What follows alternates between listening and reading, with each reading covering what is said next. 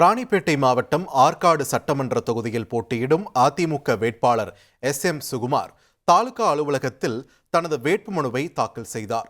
முன்னதாக ஆற்காடு பேருந்து நிலையத்தில் இருந்து நிர்வாகிகளுடன் 2 கிலோமீட்டர் பேரணியாக சென்ற அவர் வாக்கு சேகரித்தவாறு சென்று வேட்புமனுவை தாக்கல் செய்தார்.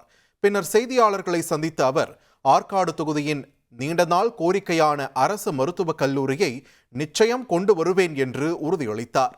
மேலும் விவசாயிகளின் நலன் காக்க நேரடி நெல் கொள்முதல் நிலையங்கள் அமைத்தல், மஞ்சள் சாகுபடியை ஊக்குவிக்க நேரடி விற்பனை நிலையங்கள் உருவாக்குதல் உள்ளிட்ட கோரிக்கைகளை நிறைவேற்றுவேன் என்றும் கூறியுள்ளார். ஆற்காடு தொகுதியிலே மருத்துவக் கல்லூரி கொண்டு வருவதற்கு நான் படியாக முழு மூச்சாக செயல்படுவேன். கடந்த 10 ஆண்டுகளாக செய்ய முடியாத பணிகள், எங்கு பார்த்தாலும் விவசாயிகளுக்கு கொள்முதல் நிலையம் இல்லை. அந்த கொள்முதல் நிலையம் முதலாவதாக எங்கெங்கு அதிக விவசாயிகள் நடைபெறுகிறதோ அங்கெல்லாம் ஏற்பாடு செய்து நியாயமான முறையிலே அவர்களுக்கு உரிய தொகை கிடைக்க உறுதுணையாக இருப்பேன். இனி செல்லும் இடமெல்லாம் செய்தி. தந்தி டிவியின் வாட்ஸ்அப் சேனலை ஃபாலோ பண்ணினா செல்ல இருக்கும் இடமெல்லாம் செய்தி.